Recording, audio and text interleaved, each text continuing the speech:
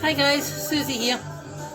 So just finished dinner, and while the oven was hot I thought I would pop on a quick flapjack so that we've got some sweetie bites for the rest of the week. Something nice to enjoy with a cup of tea. Hold on a sec while I turn the music down. Alexa, volume 4.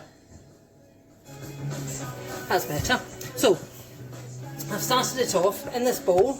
Again, I'll put the recipe at the beginning of the video. I find that's easier, and then you can pause it and write it down. Okay, so in here I've got some soft margarine, excuse me, and some sugar. Now I used up a little bit of brown sugar and some white sugar to put into this. So you can use any kind of sugar you like, light brown, dark brown, demerara, granulated caster, whatever you've got in the house you can pop into this. Okay, so in there is the margarine and the sugar.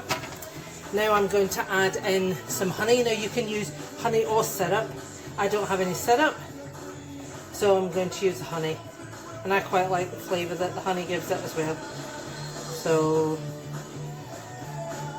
here we go. Okay, so we'll just give that everything else over there. Quick beat together. Okay. Right, that's that. Then we're going to add into that 460 grams of porridge oats. Now I've got a couple of different kinds here. I'm just going to mix them together. You could, if you are celiac, gluten-free, you can just use the gluten-free oats, which that's some of them there. So I'm just mixing it because I've got nobody gluten-free to make it for. So 460, which should be all of that. There we go. Okay. Right. And coconut, we're going for 150 grams of coconut. Okay, if you don't like coconut, what you could do is leave the coconut out and just add some more oats into it. Or if you didn't have enough coconut, which I do just, there we go, then you could make it up with some oats as well. Okay, so we've got everything in. We've got margarine, we've got the honey, the sugar, the oats and the coconut. Okay, so all you're going to do is give that a really good mix. Now this is quite a big amount. I'm going to make 2 trays and deliver some to Emma at UCAN tomorrow, who is very, very kindly making some lunches for some people who need that support while we're on lockdown. Okay, so I'm just going to mix all that together. I'll let you see it when I finish. Just in the meantime, I'll show you. These are my baking tins. I reckon they're about 8 inches by 10 inches, and they've got an edge, a lip to them. Okay, I didn't have any greaseproof paper, but I did have some greaseproof bags, so I've just cut them open. Okay, and they can go into the bottom of the tray there like that. I like to make the flapjacks the day before so that I can leave them overnight and they settle a little bit and they're not too crumbly, hopefully, when they come out of the tray. Okay, so I will carry on mixing this all together, and once it's together then I'll let you see it. Right, okay, so I've mixed it all together. As you can see, it doesn't come together like a dough, like a cookie dough or anything. It is still crumbly, but what you're aiming to do is to make sure that all of the oats and the coconut are really well mixed in and there's no dry ingredients lying at the bottom at all. Okay, so I'm going to divide this between the 2 trays.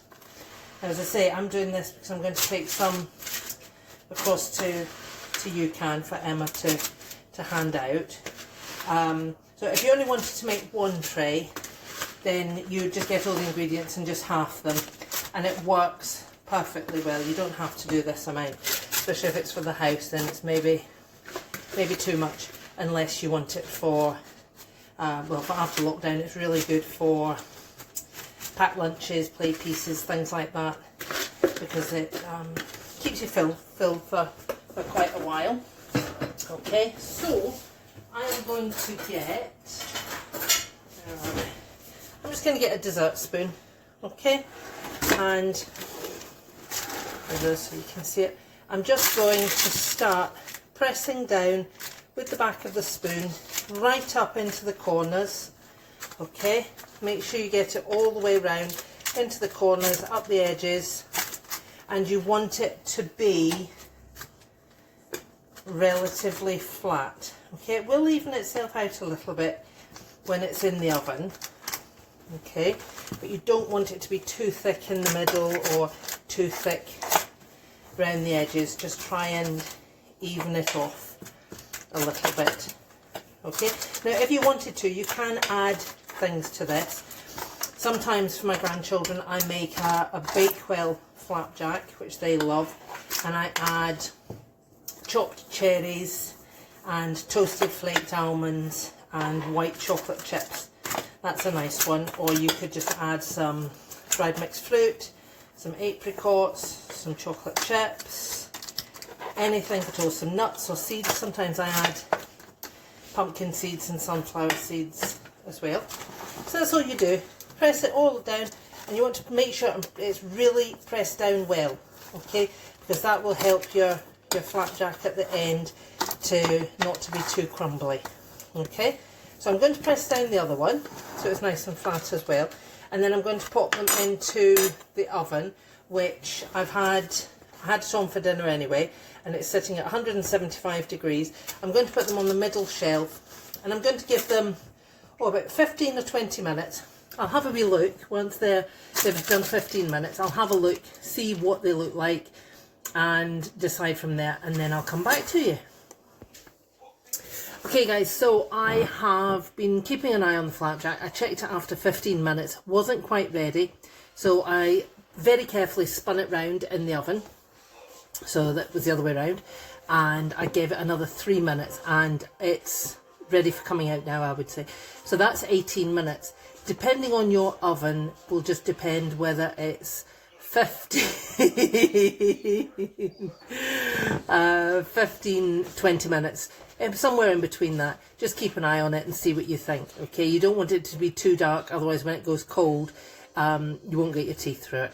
Okay, you'll need a hammer and chisel to get through it, which I have done before, and it hasn't been too good. So take them out of the oven. Be careful, your oven is going to be super hot. Okay, there we go. It is lightly golden all over. Okay, nice and even. So really carefully, while it's hot, I'm going to take a knife. Now this one is it's just one that I use for chopping vegetables. Okay, it's got a sharp edge on it, so just be careful. But you can also use a butter knife or whatever you've got handy. And I think I'm going to cut these. Let's see, I think we're going to go down the middle. Okay, just carefully press the knife down into it. Say, watch yourself because your tray will be super hot. And then what you do is, once we've done this, leave it to go cold. Leave it overnight's best. Okay, if you can resist it for that long. It would be better if you do. Okay, so we're going to cut it 4 that way, turn it round, and let's do it 3 the other way. We want a fairly decent sized piece, don't we? Don't want to be too stingy. There we go. So we're going to get 12 out of a tray.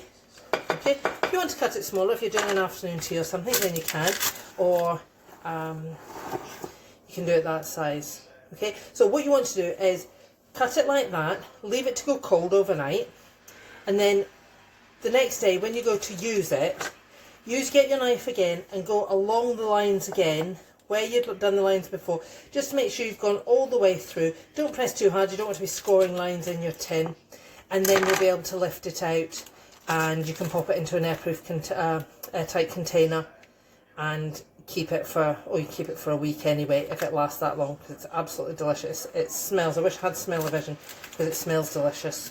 Okay, so there you go, there's flapjacks. Send me some pictures, let me know how you're getting on with them. Love to see what you've all been up to. Take care, stay safe, and I'll catch up with you again. Bye.